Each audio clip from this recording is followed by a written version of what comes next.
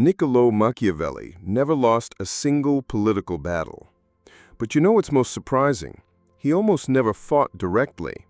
Instead, he used 15 psychological tactics that destroyed his enemies from within. And today, I'll show you each one of them.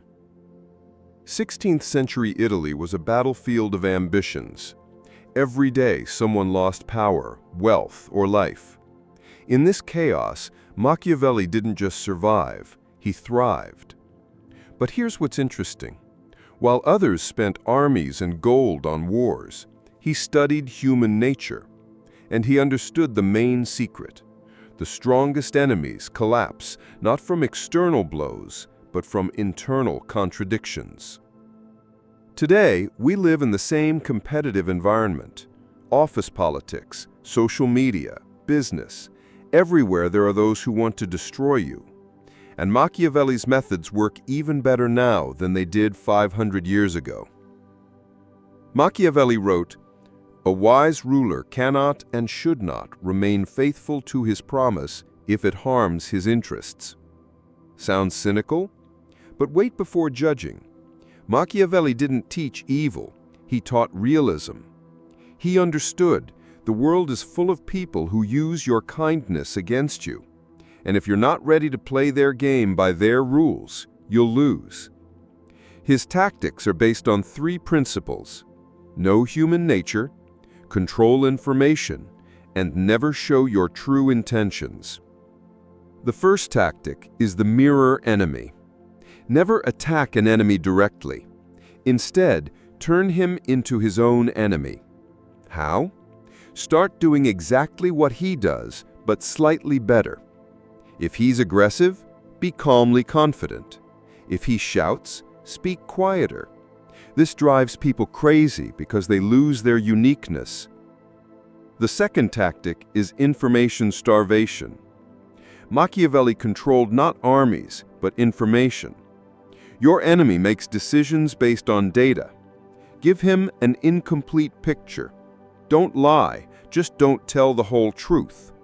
Let him draw conclusions based on fragments. Most people destroy themselves with their own speculation. The third tactic is the false ally.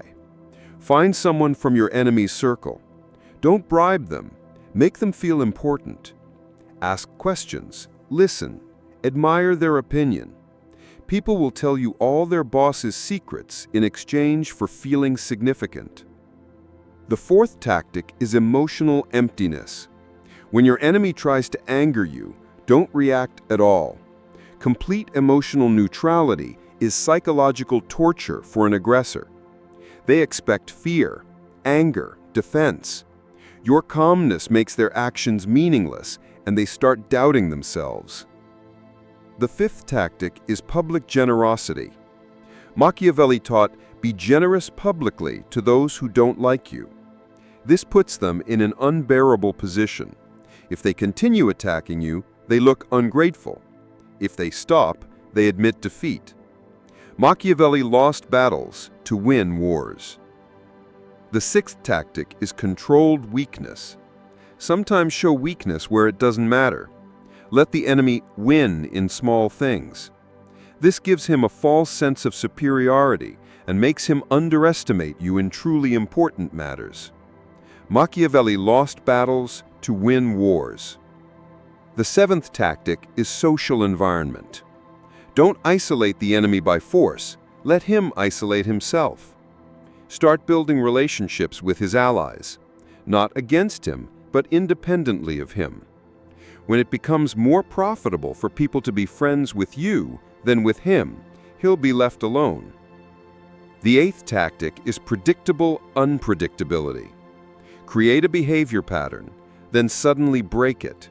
If you're always calm, explode once. If you're always punctual, be late once. This forces people to constantly revise their strategies against you. The ninth tactic is moral superiority. Position the conflict not as personal dislike, but as a struggle of principles. I am not against John, I am against injustice.